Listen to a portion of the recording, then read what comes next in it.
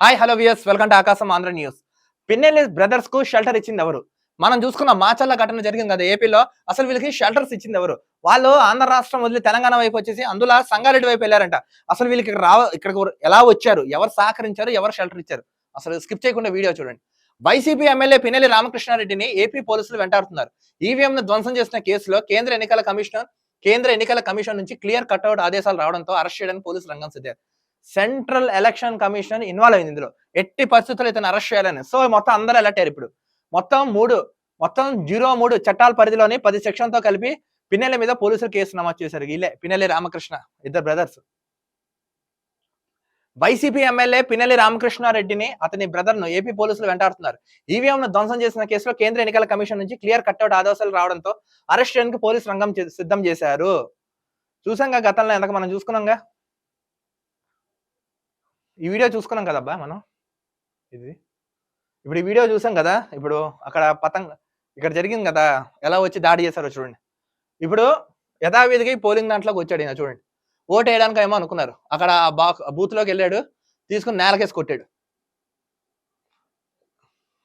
అడ్డొచ్చిన TDP వాళ్ళని కొడుతున్నారు, వీవీప్యాట్లను తన్నేశారు చూడండి.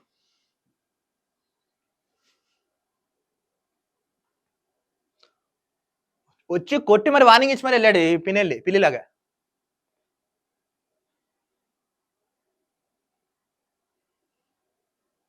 ఇదే వీవీప్యాట్ అంటారు, ఈవీఎం మిషన్. మొత్తం అన్ని ధ్వంసం చేసి వెళ్ళిపోయారు వీళ్ళు. ఇప్పుడు వచ్చి ఇదంతా రికార్డింగ్ అయింది ఇదంతా. ఇప్పుడు ఈ ఘటనపై కేంద్ర ఎన్నికల సంఘం కూడా సీరియస్ అవుతుంది. ఇలాంటి ఘటనలు జరగడం ఏంటి? దీని వెనకాల ఎవరి హస్తం ఉంది? ఎందుకు చేస్తున్నారు? దీనికి సంబంధించిన పూర్తి నివేదిక ఈరోజు సాయంత్రం 5 o'clock లోపల మాకు పంపించాలని ఆదేశించింది రాష్ట్ర ఎన్నికల కమిషన్ కి. అయితే ఎమ్మెల్యే పిన్నెల్లికి మహబూబ్ నగర్ జిల్లా భూత్పూర్, జడ్చర్ల పరిసర ప్రాంతాల్లో షెల్టర్ ఇచ్చినట్లు సమాచారం. మహబూబ్ నగర్ జిల్లా జడ్చర్ల పరిసర ప్రాంతాల్లో ఎవరో ఒక షెల్టర్ ఇచ్చారంట. ఆంధ్ర మూలాలు గల పత్తి వ్యాపారులు పిన్నెల్లికి షెల్టర్ ఇచ్చినట్లు తెలుస్తోంది. 2 ప్రాంతాల్లో ఏపీ పోలీసులు తనిఖీలు నిర్వహిస్తున్నారు.